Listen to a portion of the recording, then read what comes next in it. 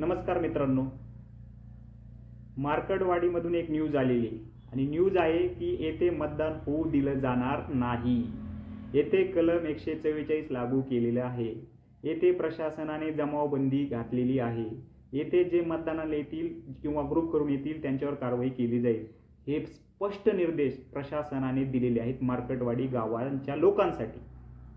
मग आता यावरून एक गोष्ट तर समजण्यास वाव मिळत आहे की खरंच ईव्हीएम मध्ये घोटाळा होता। जर घोटाळा नव्हता तर तुम्ही येथे निवडणूक का होऊन देत नाही?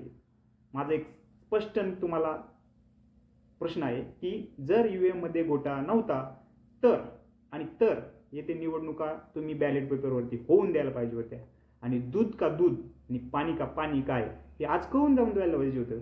परंतु प्रशासनाने घेतलेल्या या निर्णयामुळे आज माझ्यासारख्या सामान्य नागरिकाला हे मात्र नक्की वाटायला लागले की ईव्हीएम मध्ये 100% घोटाळा होता आणि याच घोटाळा लपवण्यासाठी आज बॅलेट पेपरवरती निवडणुका घेऊन दिल्या जात नाही।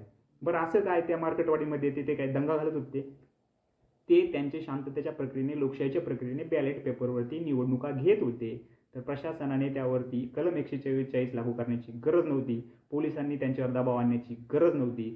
आणि पोलीस दबाव का आणतायत? कारण त्यावरती सरकार केवळ जबाबदार आहे। कारण सरकारच्या प्रेशरमुळे ते पोलीस प्रेशर देत आहेत आणि त्यामुळेच आज ते बॅलेट पेपरवरती निवडणुका होत नाहीयेत।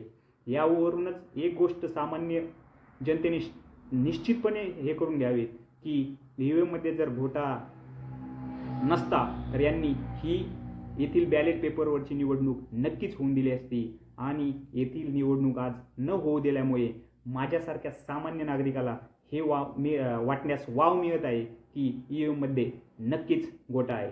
येथे सगळ्यात महत्त्वाची गोष्ट की येथे उत्तमराव जानकर यांना लीड मिळत असते आणि लीड मिळाली कुणाला? राम सातपुते यांना।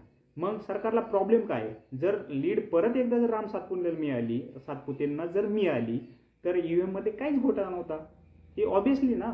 त्यामुळे सरकार घाबरून गेल्यासारखं झाल्यासारखं का झाले हेच मला कळायला गेले। म्हणजे ह्या गोष्टीवरून एक गोष्ट तर क्लिअर होऊन जाते की ईव्हीएम मध्ये 100% घोटाळा होता आणि तो असं आहेच हे आज पण माझ्यासारख्या सामान्य नागरिकाला वाटतंय।